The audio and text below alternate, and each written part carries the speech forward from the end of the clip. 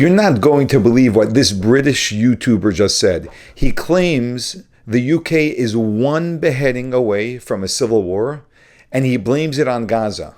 Let's unpack this madness. There's a great saying that at some point we're going to have to save Great Britain. Either us, our children, or our grandchildren. And it's better that it's us rather than making our children or our grandchildren go for it. So after 9/11, before I became a conspiracy theorist, I was a mainstream nice boy in Edinburgh. So I was 21 when I watched the towers come down, watched it live in a cafe in Thailand. We were in Koh Samui, and a little Thai guy comes onto the beach. Come, your country, attack. We're like, what? It was a bunch of Israeli tourists. Israelis love Thailand. And went to see it. So 9/11 really affected me. I was the same age as you.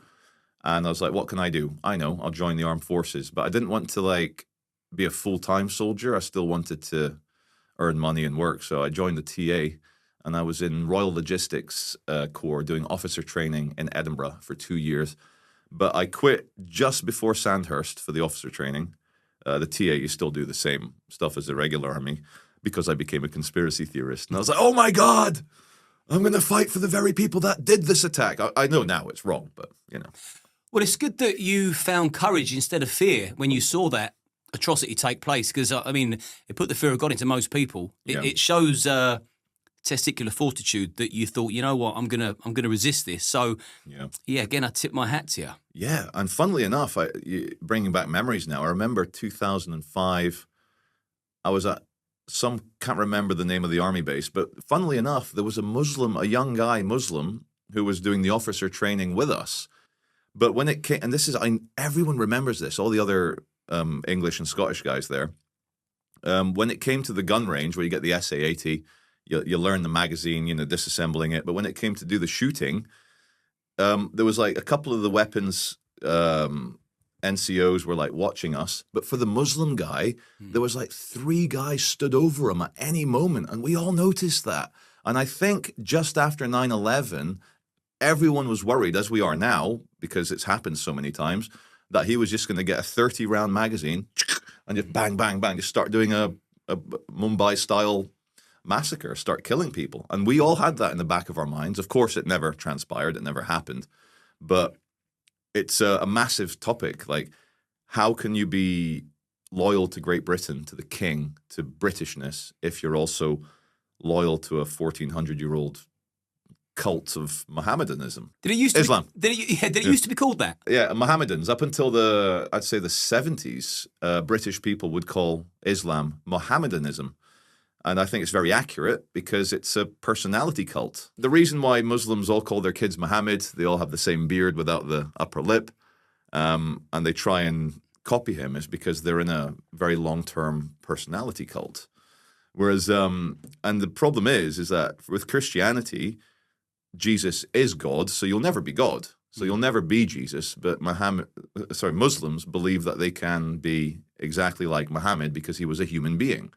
And that causes all sorts of problems. When the fundamentals of your religion aren't based in the spirit world, they're based in a war general who did go a bit mad and massacre villages full of Jews, left, right, and center. And there is a story, I've not been able to verify it, but it's not outside the realm of possibility, that I think it's in one of the hadiths, that Muhammad went to conquer the last Jewish tribe of warriors that were like, no, you, we like Moses and you're not the prophet. So he went and executed all the men in the village. And then after he executed the chief, he made the daughter watch the execution. And then he took her into the tent and had his carnal ways with her as a thrill. And now that's, but again, I can't verify that. So, this is just Charlie doing anti-Islamism propaganda on the Liam Tuff show. You've said in the middle of the street that we must confront the Islamists. You've put that on record. It's a brave thing to say, particularly in this day and age. Yeah.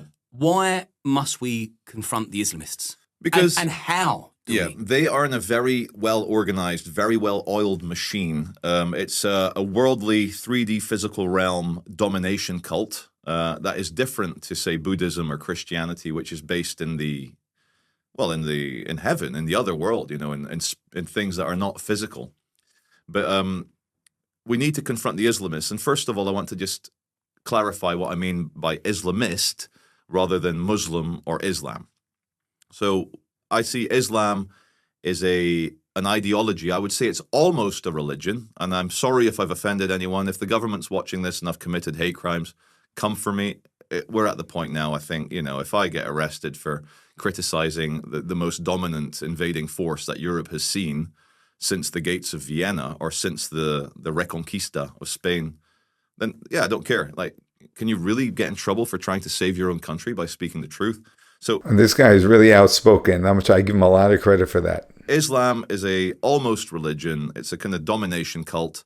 Muslims are people who are indoctrinated into that cult. But there's many Muslims who they're like kind of people that maybe go to church once a year, Christmas service, but they're like, yeah, I believe in Islam and Muhammad, but whatever. I'm just going to go and make money and be a good person. Those are Muslims. They're not a problem. But Islamists are people who see Islam as the perfect final political solution for the planet. Obviously, Muslims believe that the Quran is the final revelation of God. Nothing else can come after it.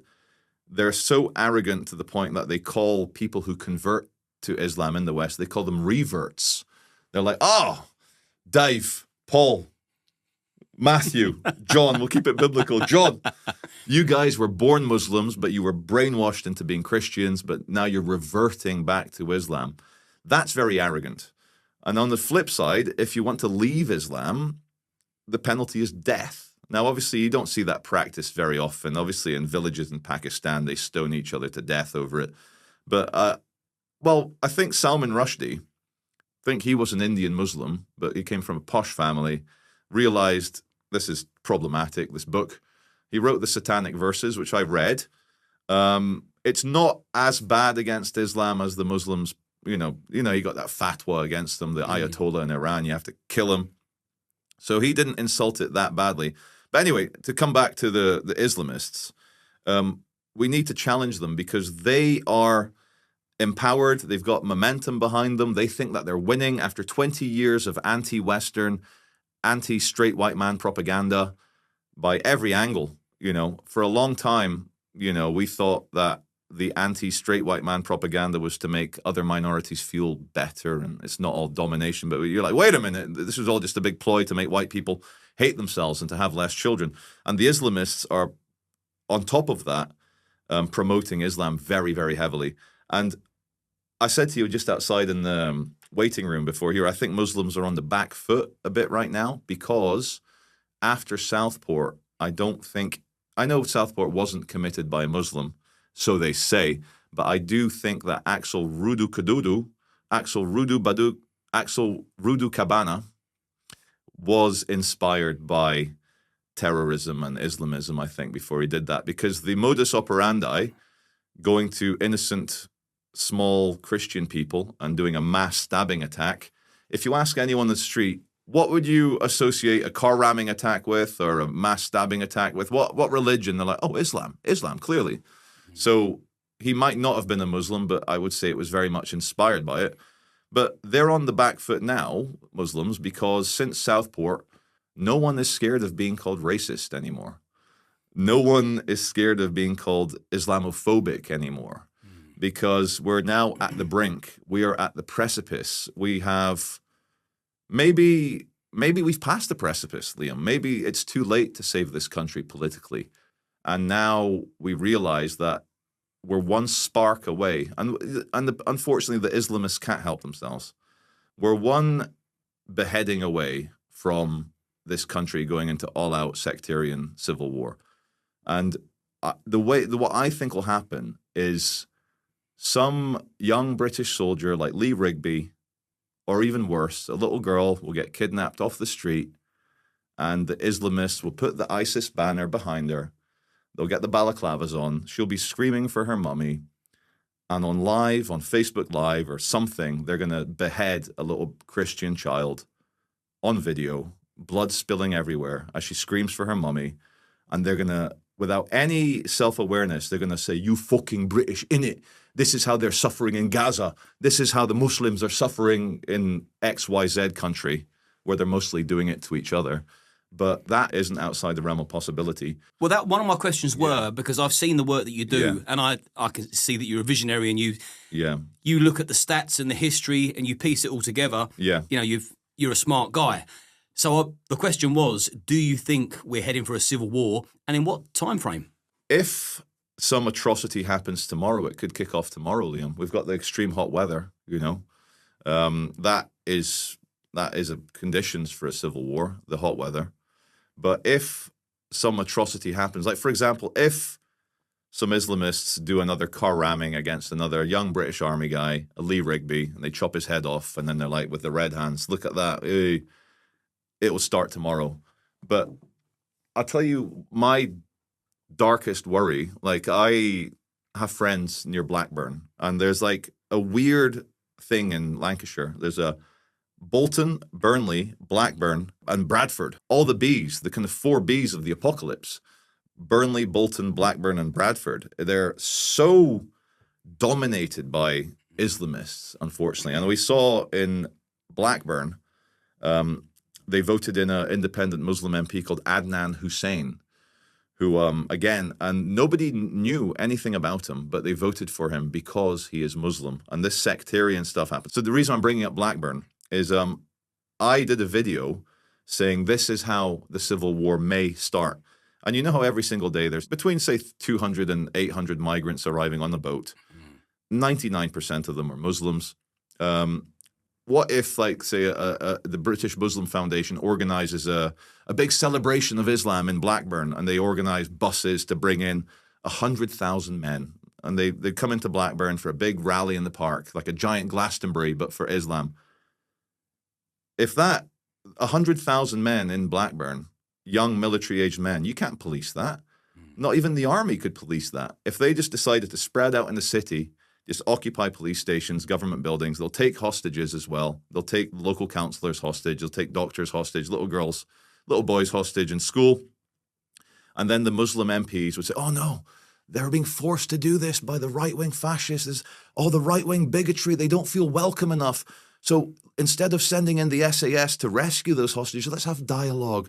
Let's maybe give them, like, devolve some power to the Muslims in Blackburn. Okay, they've got the MPs, but let's maybe make it a caliphate just to get the hostages out. And that's how it's going to work.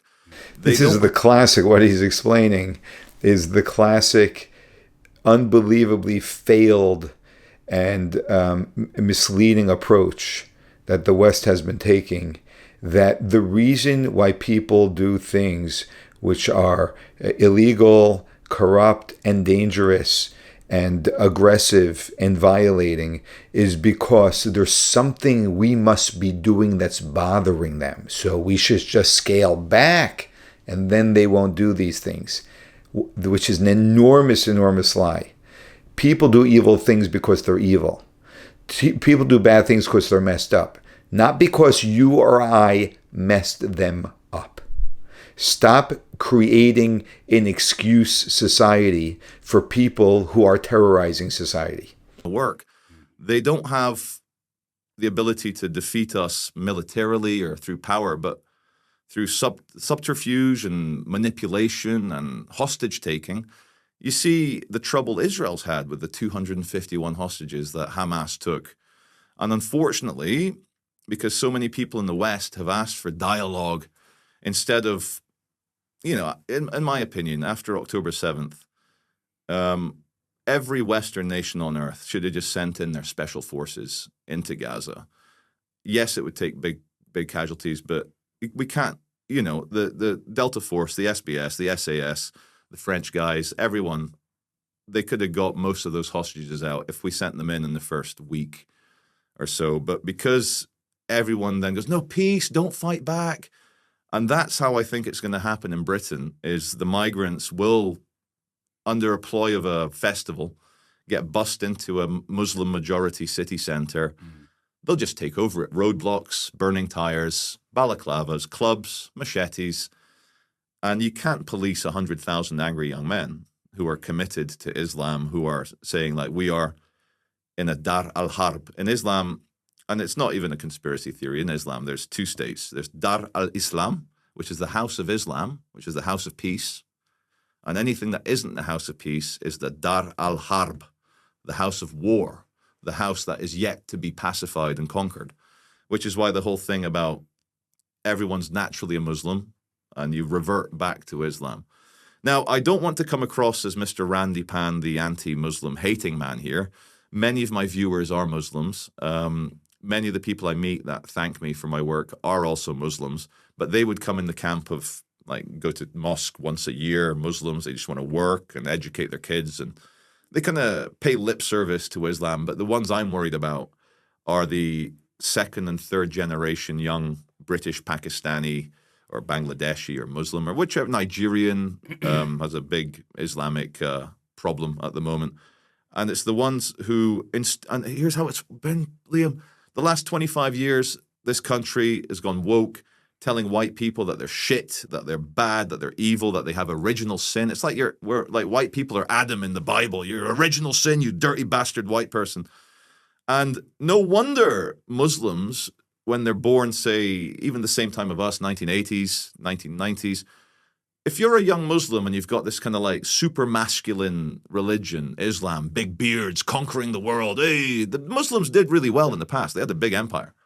But then you're like, oh, am I a Muslim? I was born in Rochdale. And then you're like, my teacher's a chubby they, them. She's telling me that white people are bad, that children should have their cocks and balls chopped off and become women. And like, you know, like gay marriage. I've got nothing against the gays, and I love my gays. You know, I stand behind my gays, not too closely because they you know, don't want my balls to touch their bum. But there's effeminate, gay, West society, and then there's glorious, big beard, dominating, masculine. Kids would never get nannied. So you're young Abdul in Rochdale, and you're like, yeah. This guy is onto something. He has tremendous clarity, and what he's depicting is very, very realistic. And the irony is that we, the Westerners, are actually setting things up to play out this way because we don't have the courage to see it as it is, and we actually justify and excuse the most horrific of things that the perpetrators are doing and terrorists are doing in the world today.